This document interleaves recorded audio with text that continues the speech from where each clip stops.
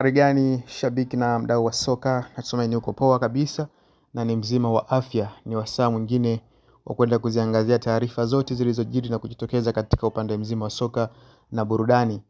Na hii ni kituo chako pendwa kabisa cha michezo, ambapo kupitia hapa unapata taarifa zote zinazohusiana na soka, hasa katika kipindi hiki cha dirisha kubwa la usajili. Timu mbalimbali za NBC Premier League zikiwa katika kinyang'anyiro cha kuhakikisha kwamba wanakwenda kupata wale wachezaji ambao kwa namna moja ama nyingine wanakwenda kuwasaidia ama kuwa tegemezi kwenye vikosi vyao katika msimu unaokuja wa mwaka 2025 2026. Kubwa zaidi ni katika kikosi cha wekundu wa Msimbazi, kwa maana ya Simba Sports Club, ambapo hawa wanakwenda kushiriki michuano ya kimataifa ya kombe la klabu bingwa barani Afrika, na hii ni mara baada ya kumaliza katika hatua ya finali katika kombe la shirikisho barani Afrika, lakini pia 100% ya wao kumaliza katika nafasi ya kwanza ama ya pili, basi itawawezesha wao kwenda kushiriki katika klabu bingwa barani Afrika. Sasa kuelekea michuano hiyo na michuano mbalimbali katika msimu unaokuja,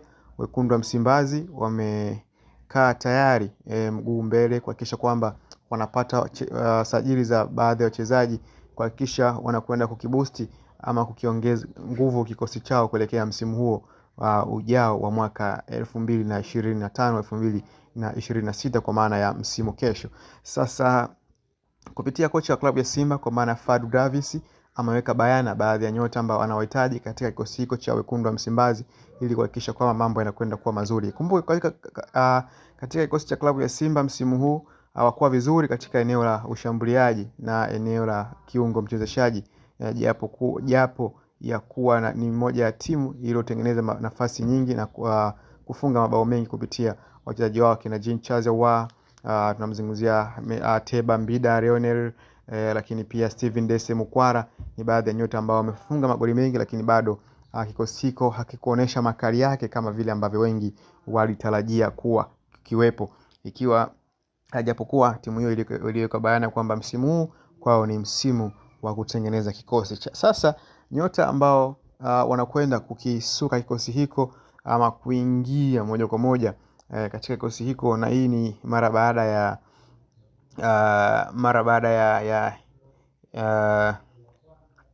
ya mahitaji ya nyota wa klabu ya wekundu wa Msimbazi, kocha wa klabu hiyo tunamzungumzia Fadlu Davis.